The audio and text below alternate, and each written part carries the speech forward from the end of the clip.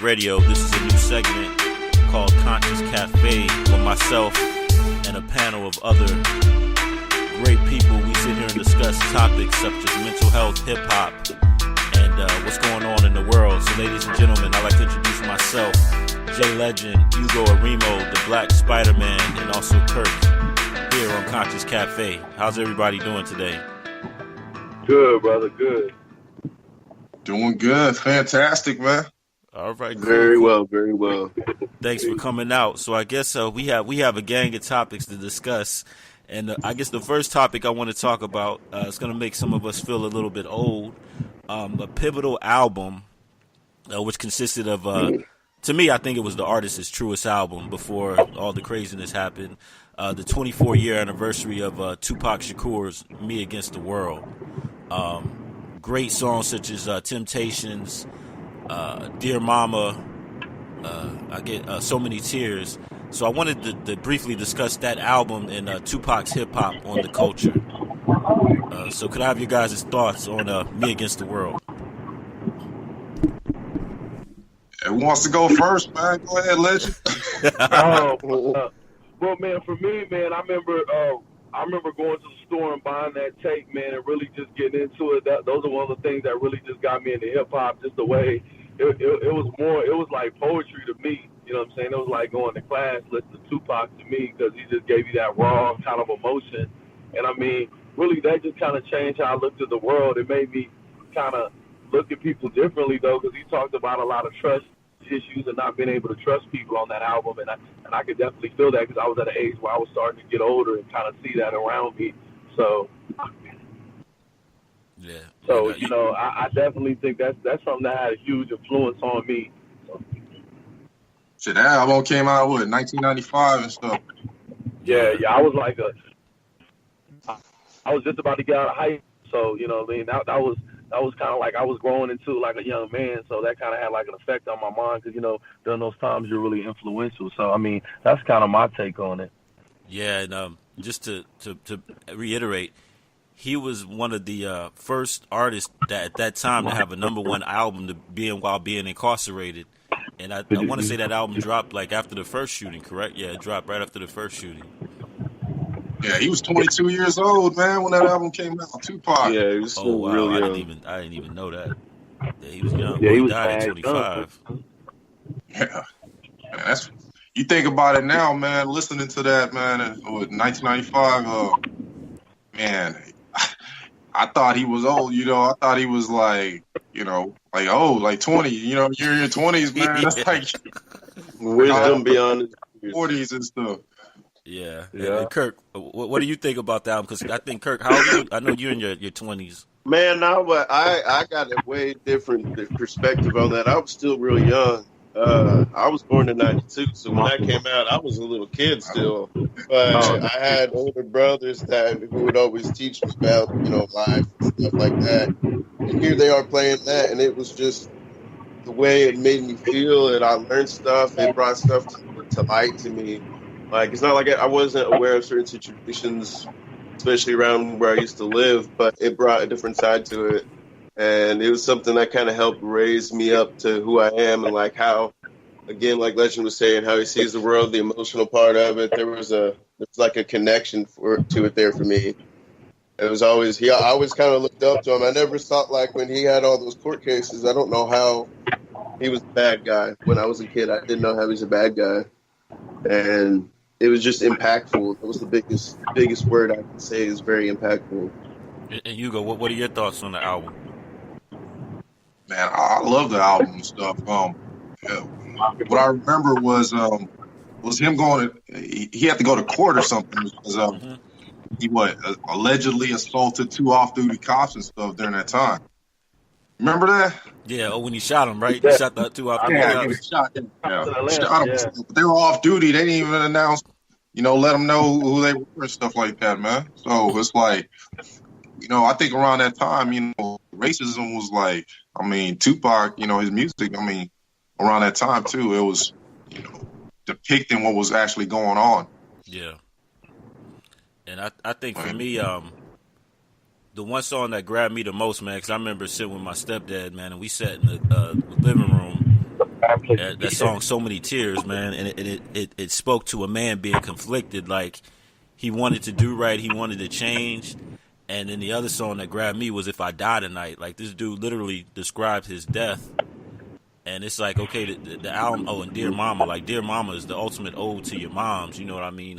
Hey, Hugo, I remember when we were in Lemoore and my mom had to get foot surgery, man. I remember being at the what was that place where you could drink Silver Wings? It wasn't the Bass Club, but Dear Mama was playing in my head, and I'm sitting here getting drunk, like worried about my moms and whatnot.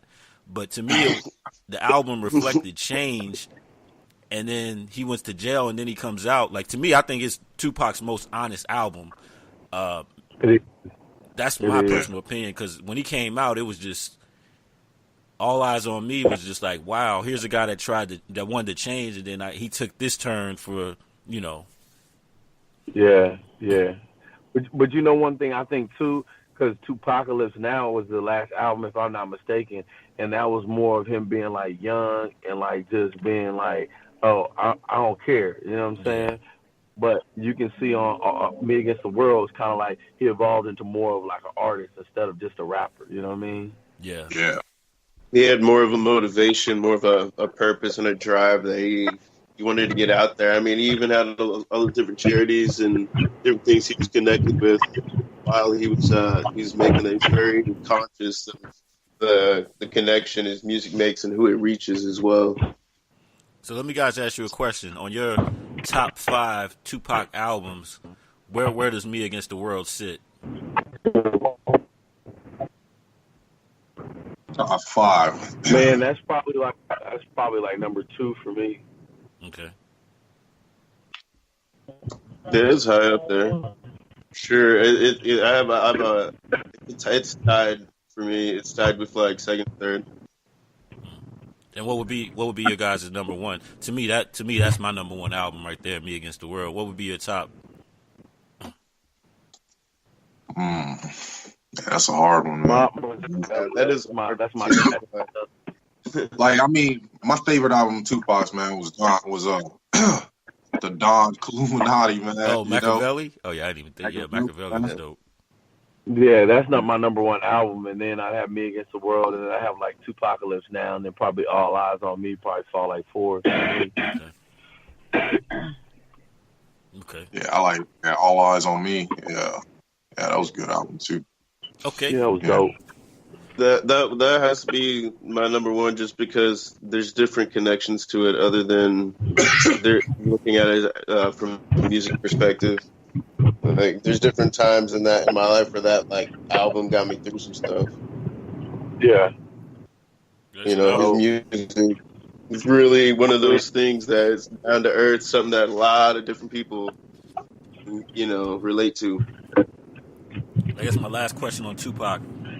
If Tupac was alive today, would he be damn near 50, right? Or 45, I think. 48, I think. Okay, 48. And then if you think about his peers, so out of that, Nas is still doing his thing. But where do you think he would be right now as far as his career and his life at 48? Definitely would have been in some more movies. Oh, yeah, he loved acting. Yeah, I think he would have been more known for his movies than his music, just to be honest. Yeah, I think he would have made that transition because Death Row was pretty much on the outs. Suge Knight was pretty much on the outs. I know he wanted to do his own record label. Yeah, he was already in the transition into being an actor, you know what I mean? So yeah. I think he still would have had music too, but I think predominantly we just see a lot more acting because that's one of his major passions. He didn't know he had until I think it was like not until like his second movie he did that he realized that. What are your thoughts, Hugo?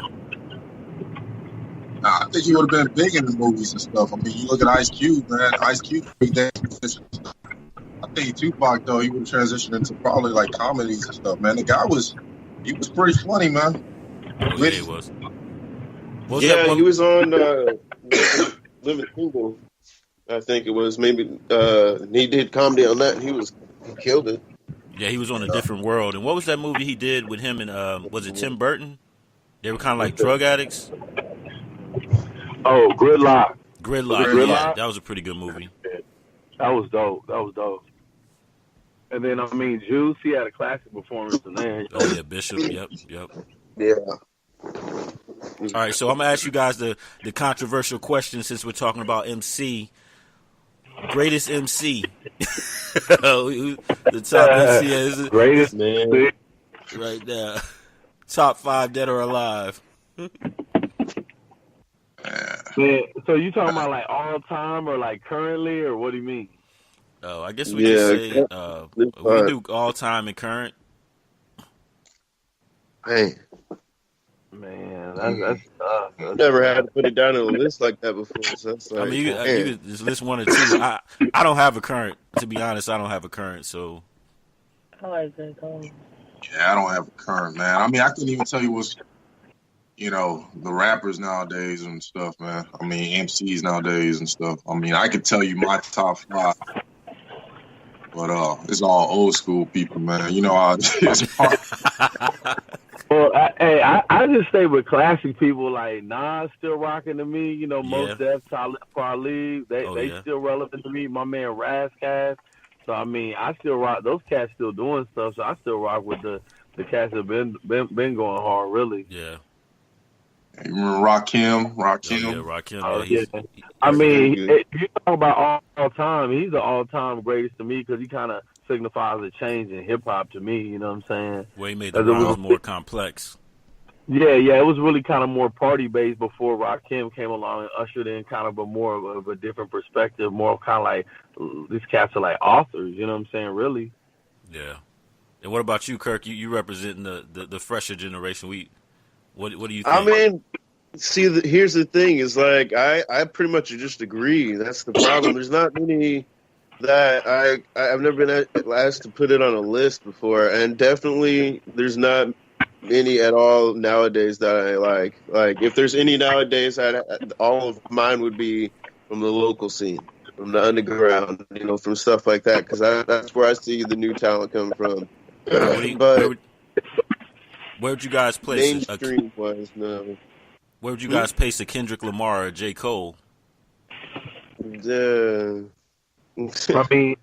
been crucified for saying this, but Kendrick Lamar really ain't really all that to me, just to be honest. I like Schoolboy Q better out of that camp, just to be honest, but that's just my personal opinion, Okay. I agree. What about like a Lupe Fiasco? I think he's one of the greats of all time, I think, personally. Okay. Lupe, man, what song did he make? Man? He did bro. He did Superstar. I Can't Get You Out of My Head. He was big. I want to say in the early Hip Hop Saved My Life.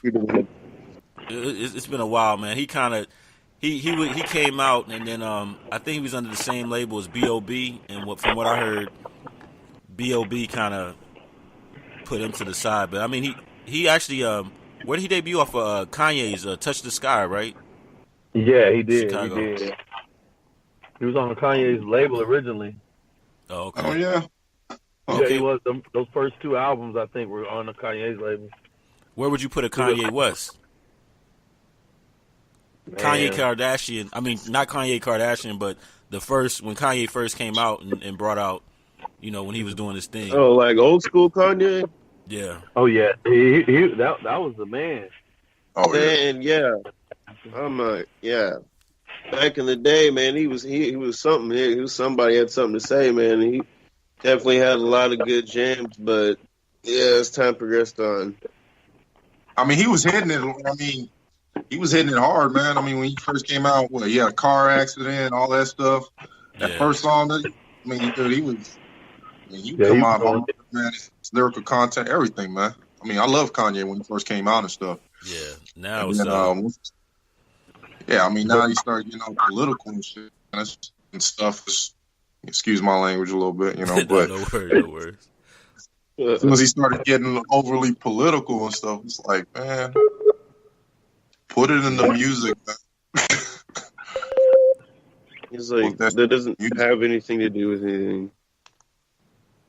when it comes to your music. Where would you put Jay-Z on that list? Jay-Z's up there. I mean, he's huge. He's a businessman. He's more than just a rapper to me. So I mean, he's up there for me personally. And what about Marshall Mathers?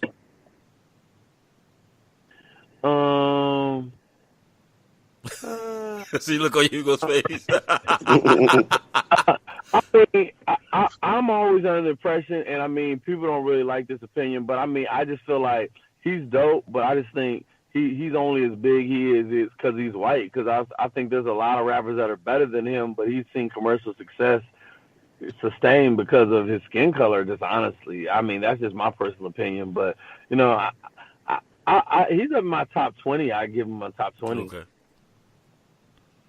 I mean, for me, I put him in the top 5, man. I mean, if you ask, like, you know, when he first came out, man, people used to talk stuff about him, and I never gave him a chance, man, until we were in Lemoore. Yeah. You know, my roommate used to bump Eminem and stuff. He was like, man, you got to check out this guy, Eminem, da-da-da-da-da. And the first song I ever heard was a song where he was, like, taking his daughter to the beach or something like Bonnie that. And Clyde killed his baby mom, ex-wife, yeah. Yeah, and at the time, man, I remember the beat from, you know, just the two of it, you know, with Will Smith or whatever, you know, when he was rapping or whatever. And I just remember listening to it in the car. I'm like, man, this dude just described just murdering his wife, murdering his stepdad, got him in the trunk, taking his daughter to the beach and stuff. I mean, just the way he was putting it together, making words that weren't even supposed to rhyme, you know? Yeah. And just, I mean, I thought it was genius, man. I mean, I'm not gonna lie. Like the first album, I was like, The second album's what got me, man. That Stan song, and then the second album, I think, was like the pinnacle. And then like his later releases now. I mean, he's a technical rapper, but it's just, I think he's been trying to outdo himself, and I say he would be in my top 5. For me, it would be Nas, Talib Kweli, Mos Def. I mean, those kind of artists I like, and then maybe your Jay-Z, your Eminem. Hey, but we can't forget Black Thought. Let's be real. Oh, yeah, okay, the Roots. The Roots. Yeah. He's probably right up there for me with Rakim. Like him and Rakim are probably the best MCs ever to me.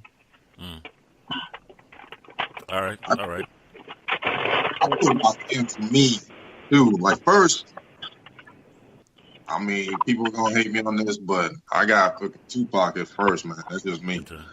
And then I put Rakim at second. It's just stuff that I jam to. And then I'm going to take a lot of heat on this and put Eminem as third. No, I say as far as impact MCs, Tupac definitely had his impact. And if you think about it, that man died at 25, man. And we're all, I mean, for us that are above the age of 25, I was sitting there thinking about that when I watched Juice. I was like, man, that brother did a lot in a short time span. He did. Yeah. All right, so moving along right now. Biggie. Huh? Oh, yeah, and Biggie. Like, Biggie died at 24. Biggie. Biggie's up there. Yeah, Biggie's up there. Biggie. I think Scarface is up there for me, too. Oh, I forgot about Face. Yeah, yeah, cause, I mean, he's one of the influential MCs out the South, you know? Yeah. So what do you guys think about? MC, bro. Let's talk. Y'all know this is true and stuff about Biggie, man. I heard he, like, you know, all of his songs and stuff. He never wrote it down. That's what I heard. I heard straight up off the dome. Same thing. I heard the same thing. You know, that's pretty genius. Did Jay-Z do the same thing too? I heard Jay-Z. No, I was about to say, I heard Jay-Z did that for the longest time. I don't know if he still does it, but that's how it used to always go in. You just tell him to go back at us. I read that Jay-Z learned how to do that from Biggie, though. You know, hanging around Biggie. Wow. Because he said he used to write, and then he seen Biggie just over there just say a couple words in his head and then just go tear the mic down. And he was like, oh, I need to start doing it like that. And he was like, that dude was quick in them sessions, you know, one take, and he was done. Wow. That's pretty impressive. And what do you guys think about hip hop now, the whole trap movement, Migo. Somebody told me they thought the Migos was the outcast of now. I Yeah. strongly disagree. Oh my Hey, god, that's a huge. strongly disagree on that. I very, very much strongly disagree. I just think nowadays it's more or less about your appearance and your swag, more or less than about an actual skill set. I think, you know. But with that being said, I love the trap movement. I love what these young cats is doing. Not everything they're doing, of course, but a lot of the stuff they do is dope, though. You know what I mean? Yeah. And I think it's so different than how we grew up. Because I mean, when I grew up in the '90s, there was cats doing all kind of different Oh stuff. yeah. But Yeah. there was a certain level of quality in the, you know, that's not here nowadays because music's accessible for everyone. Oh yeah. Yeah. No, you're definitely right. And then we'll switch on to a topic Jay Legend wanted to bring up. I'll segue this into you guys know who Charlemagne the God is? Do you ever watch The Breakfast Club? Yeah. Yeah. So Charlemagne the God, man, he has this book called Shook Ones. And Hugo, you can relate to this too, man. I'm pretty sure. I actually had a little bit of when I got it. Well, I did Operation Enduring Freedom on the Bonhar Mashard on a boat, and I didn't realize, man, I had a little bit of PTSD. My sister, she was in Afghanistan in the Air Force. She had a little PTSD, and then actually, Charlemagne the God wrote a book about specifically about brothers and anxiety and counseling and mental health. So Jay Legend wanted to bring up some issues about mental health, and of course, we both have kids. My daughter's 12; she's in her preteens. She's going through it, and I actually was watching a story this morning about a girl that was 14 years old. I mean, she excelled in academics. Everything was all good, but because of the internet, you know, her parents didn't know she was getting bullied. They went to a show, and then they come back, and she wrote something in her diary, and then she ended up, like, hours later after they went to the show, jumping off a bridge, and then her diary totally contradicted what was on the outside. So we're just going to segue into mental health. And Jay, I'll let you go ahead and break that down. Well, really, I mean, the reason why I just wanted that to be a topic because I just dropped my project, my EP with M. Slago, Ears and Eyes of the World, and that's one of the things I touched on because I really don't understand a lot about it myself, you know what I mean? And I'm just trying to ask some questions and open up some dialogue and try to see, you know, like y'all said, y'all dealt with PTSD. You know, I just think that's something that needs to be talked about on a wider scale. And I think that black people as a whole, we suffer from PTSD on a daily basis because of how the climate of how things are nowadays. So, and I just want to ask, like, how do we get black men, how do we get us to open up? How do we talk more frequently? How do we overcome those you know, that anxiety and that building up of stress? Because I mean, you don't have to pay a whole bunch of money to go see a counselor. You know, we can form support groups. We can form, you know, times when we sit down and maybe do some book studies and read some books about it or something. But I feel like that's the issue that's been on my heart that I just want to ask questions about because I don't understand it a lot. Hugo, what are your thoughts? I mean, one of my biggest things, you know, everybody knows that, you know, I suffer from depression and stuff and anxiety. And you know, when I was in the military, I tried to commit suicide and stuff towards my last tour. And at the time, you know, a lot of things, you know, going on in my head was just like, you know, I was getting out of the military. I didn't want to get out of the military, so there was a bunch of stuff that was happening. And, you know, I was being forced out of the military early, you know, and I wasn't, you know, I didn't get a dishonorable discharge or anything like that, but I was getting forced out early and it wasn't my own doing. But anyway, you know, I tried to kill myself and luckily I didn't succeed. But I think the biggest thing with that, you know, facing depression, especially, you know, being black and stuff is like just all the things of like hopelessness. You know, we feel that it's just there's no future. You know, when you have that constant thought that, you know, what am I going to do with my life? You know, what is there to live for? What is the point of me being alive? You know, you don't have, you know, a goal or a purpose in your life, then what's the point of living? You know. Yeah. But one of the biggest things that has helped me is, you know, finding martial arts. You know, Brazilian Jiu-Jitsu. it's a good outlet and stuff for me. That's one of the things that's helped change my mindset and stuff. So, I mean, I could go on hours on stuff on that. No, I hear you, bro. And Kirk, what are your thoughts, man, on mental health?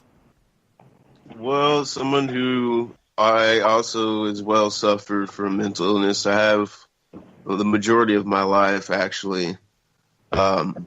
Since birth, actually at birth, I was not born with any mental illness, but I actually got a concussion, and after that, there was some issues that messed up, and here we go, all these years later, and I have a list of things that I've been diagnosed with, PTSD being one as well that I can identify with, and the depression. But I know it can be debilitating, especially for daily life or just like you're saying, not having a goal, not having, that shorter time frame. But it's something that there needs to be more of a light on in this country, and more education on it for sure, because there's been a lot of times for me personally when I'm going through something, like in a certain setting that may not be best for it, and it would be helpful as simple as somebody saying, "Hey, but everybody else is not educated, so most are ignorant enough to make fun of. You know what I'm saying? And then also, there's not enough light on the fact of how many veterans actually commit suicide on a daily basis, especially in the VA hospital parking lot every day, and that's not, that's something that needs to be discussed and brought to light too. Yeah, and I think, I mean, I had my issues in the military, and then I also now, having kids, and then actually my daughter going through it. And one thing, my daughter's biracial, and one of the things that kind of, you don't really know what your kids pay attention to, and then you don't know. I mean, like even with my daughter, there's certain things I'm like, she not pay attention to. And that whole Michael Brown, I mean, when it was in the thick of Michael Brown and all that stuff, my daughter, and my daughter's very, she's very aware, I guess more sensitive to racism than I am, because, I mean, I'm 41 years old. Our parents groom us for what to expect, and then we also build a kind of shield to it. So she pays more attention to things than I do. But I remember one time she was like, she was staying with my mom, and she was worried. She was standing with my mom. I was going out, and she was worried, what's going to happen to Dad, and if something happens to my mom or Dad, am I going to have to choose white or black? And it's a lot, man. And even now, more so in the last couple of years, there's been. I ain't gonna lie to you guys. I don't know how you guys feel, but I get pulled over by the cops. I'm like, all right, let me put my license and registration right here, and yes sir, no sir. You know what I mean? I get a little anxious and stuff. And one thing that I have to do, man, is I got to turn off. I can't watch the news 24/7, man, because the news will give me anxiety, man. I mean, I don't know. That's just my thoughts. I don't even watch the news, just to be honest, because I mean, it's built in a certain way to just instill fear in you, really. Because I mean, the first thing they talk about is like murder and mayhem. You know what I mean? And who wouldn't be scared? You know what I mean? Murder a black man. It's funny, whenever they show that, man, they're always showing the minorities, man. Yep. Like, always, all the time. Exactly. I can say for a fact that they always want to say when cops beat on people that it's always minorities. When I actually sustained an injury recently because of the cops beating me, 4 policemen beating me to the ground, and I'm white. Saying stop resisting, and all this. Yeah, beat me to the ground. Now I have short-term memory loss and a few cognitive functioning problems. Dang, that's crazy. But can I ask this question to y'all that had talked about mental health issues? Do you think that we can do to kind of shed some light on that things? Because I don't really know. I'm just trying to, try to find out people that have gone through issues and see if they have a better perspective on it. You know what I mean? I will say one thing that we all talked about is, for me, when I was going through my dark times, I leaned on music, and it's always good to, like, even counseling, man. Counseling is not bad. I think my perspective on counseling is self-awareness. It makes you aware of self, and one thing is to bring Well, I guess the biggest thing is because, like you said, it's a stigma, and especially in the black community. Talk about it, man. Bring Yeah. awareness about it, and you got to find. For me, it was finding an outlet. Like I know when I get anxious, I run, I jog, and just. But you have to recognize it, and part of recognizing it is acknowledging it. What are your thoughts, Hugo? I mean, yeah, I mean, I believe there's got to be more awareness to it and stuff. That's why, like I did a couple of weeks ago, I did this 20 rep challenge thing. There's this guy on, he's a veteran and stuff. I met him through Instagram, but he had this 20 rep challenge because 20 veterans a day commit suicide. Like 20 veterans a day commit suicide in the U.S. Wow. So he started, hashtag 20 rep challenge. So, he goes around getting, celebrities, anybody who wants to be involved, just do 20 reps. You want to put in the Trump?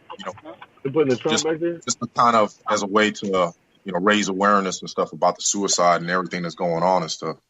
So, I thought that was something. I mean, I like that. That's the type of stuff I'm talking about because I think it's so kind of like taboo, especially I think men don't talk about their feelings in general. Then also in the black community, we don't talk about, hey, we're stressed out. I'm feeling like, I'm going to have an episode or I'm going to feel in this way. We're embarrassed to talk like that because it can be kind of embarrassing though, I think, as a man. Yeah. Yeah, people prejudge. They think you're crazy. Like if you suffer from depression and you tell people, you start thinking you're like, man, this guy's, you got some mental issue. You're crazy. They relate. Yeah, you get dismissed real easy. Way easier. No, right? You either get dismissed or you get the whole, oh, are you okay? They talk to you in a certain way, and mamby-pamby, like, you know what I'm saying? And it's demeaning. Yep. Yeah. Well, I think education is something that can happen as well. You know what I mean? Because like I said, I'm ignorant to it, but I want to know more about it so I can help talk to people about it. Because I know that talking, it seems stupid to say, but talking helps out a lot of situations. You know what I mean? And just getting that weight off your shoulders and that out of your mind. You know what I mean? Yeah, and you got to have that dialogue because I know from a father's perspective, there were some things that I didn't know or didn't pay attention to, and now it's like you got to have a ear. And another alarming thing that I found out is teen suicide is at an all-time high in 40 years. And now, back in our time, you got bullied at a school, you left the school, but now you got the Instagrams and all this social media, and they even said that social media is affecting kids' mental health. So. Oh, yeah, big time. I mean, anything you put out on the internet, social media and stuff like that, man, you're going to have haters. You're going to have people that want to attack you. They want to bring you down and stuff like that. And if you don't have, if you're not, if you don't have a strong backbone or understand who you are, yourself, especially being a teenager in high school, man, kids, think about it. When you post something and you got all these kids, high schoolers, immature little kids just bringing you down, just attacking you, not even just at your school, but other schools. Now everyone that has your user ID can go on there and just, and that stuff will go viral quick, And Hugo, you had that experience too. You're the Black Spiderman. Didn't you catch some heat for that? I catch heat from that every day, man. Man, if I showed you guys some of the messages that I get, man, why you call yourself the Black Spider-Man? Why Spider-Man gotta be black? I'm like, why does it bother you so much? You know what I mean? Like, I get so much heat, man. It's laughable though, because the way I know who I am, so. I'm an adult. I'm 40 years old, man. I don't care. I ain't paying my bills, man. I don't care what your opinion about me is, Yeah. But, being a teenager, that's tough, man. So, Jay, you there? And I know from your perspective, man, your students, how do they I know you probably deal with a lot of like anxiety kids with.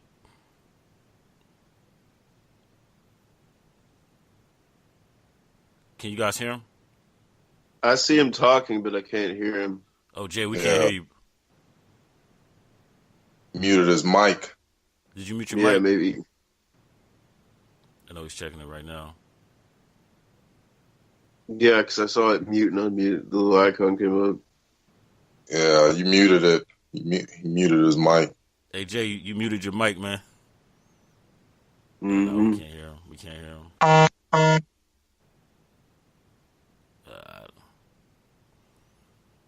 I wonder if he can hear us.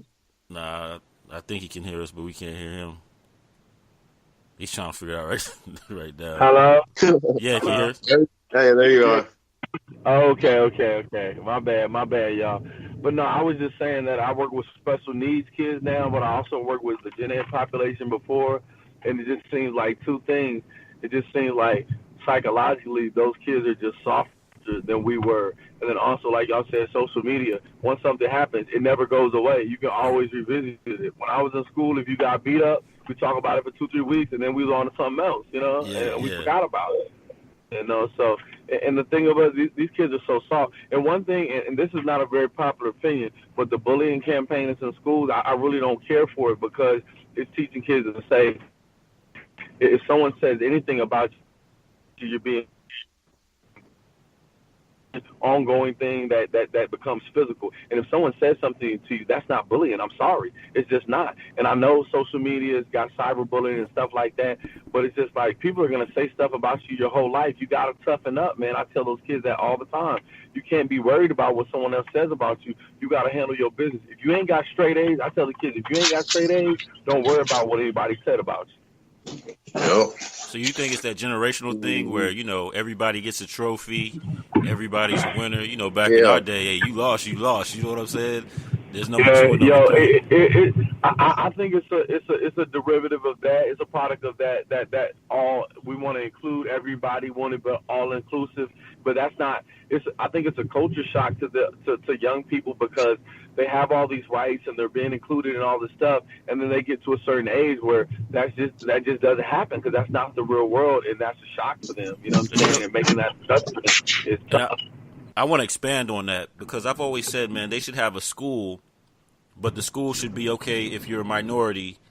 You got to take these classes because this is what life is going to bring to you. If you're a woman, this class, because we're all, and this is me now at 41 years old, because sometimes I think if you actually think about it, the Declaration of Independence, even I found out, even with the VA, our GI benefits, we first weren't free, and then when the World War II veterans came back, black people didn't get the VA home loan. We didn't get none of those benefits.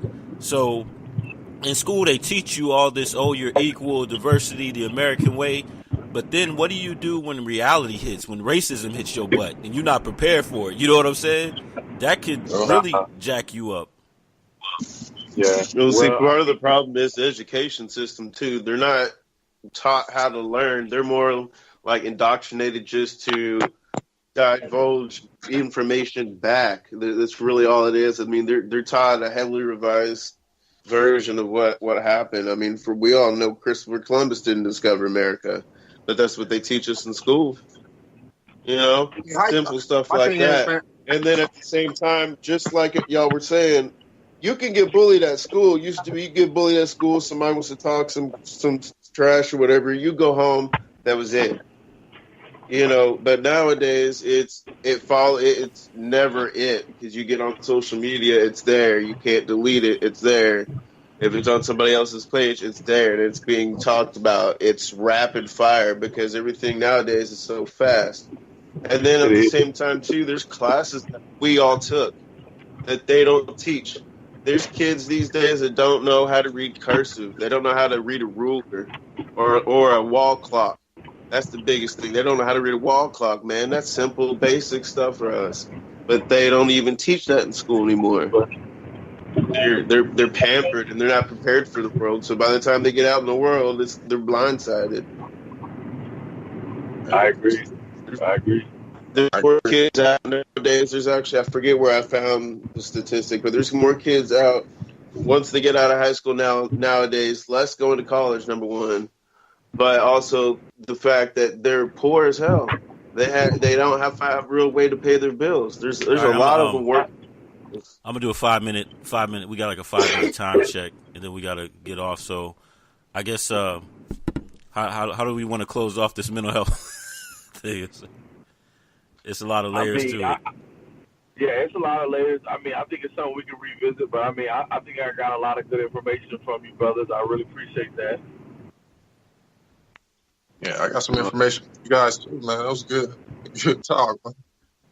All right, so they got deep there, man. Got deep there. That's what we do here. So I guess with the like I said, this is our forum. With the 5 minutes the 4 minutes that we got left, I just want to go around the room, man. Until next week's we get back together next week. Just what you guys got going on, what you want to promote,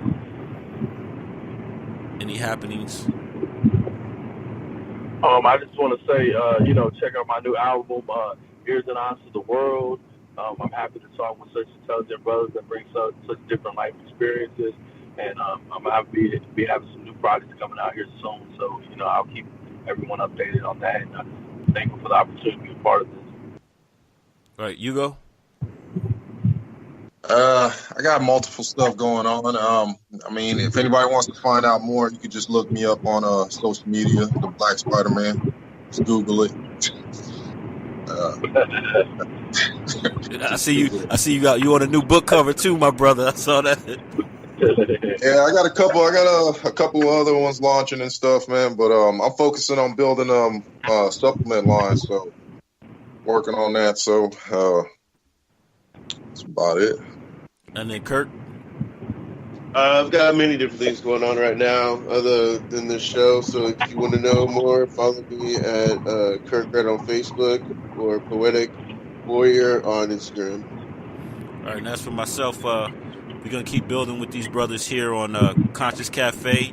Listeners, if you have anything you want us to talk about, please let us know, and we'll resume this next week. Yesterday did a video shoot for my song. I reminisced back in the day, so we'll be editing and chopping that up, coming out soon. And again, I like to thank you guys for coming out. And next week we'll resume as usual. And I guess you guys, anything else you want to say? Peace. Here's the time. We got 2 minutes. Man, I'm just excited about what we can talk about on this thing, and I think we can, open some eyes. You know what I'm saying, on this little round table that we're doing. Yeah, I feel like the oddball out, man. You guys have all the music knowledge and stuff, man, as far as the artists and stuff. But I'm excited to be part of this, man. I'm blessed and thankful for you. You guys allow me to be part of it, and look forward to the future. All right, then. Kirk, Mr. Entrepreneur Clothing Line, what's going on with you, man? Any last words before we jet out? Yes, sir. Well, I do want to say that I believe the future is bright for this. I like all the different variations of points of view coming together. This is something that can definitely open a lot of doors for a lot of people, a lot of venues, and get a lot of things, a lot of minds opened. A lot of hearts open. Just I'll keep all that together, and as long as we keep an open mind and we do this with love, peace, and understanding, we're gonna make a way, y'all. All right, then. That's we have Ugo Arimo, Lejend, Kirk, and Furyus here signing off here on Conscious Cafe, and we'll catch you guys next go around. Peace and love. Peace. All right.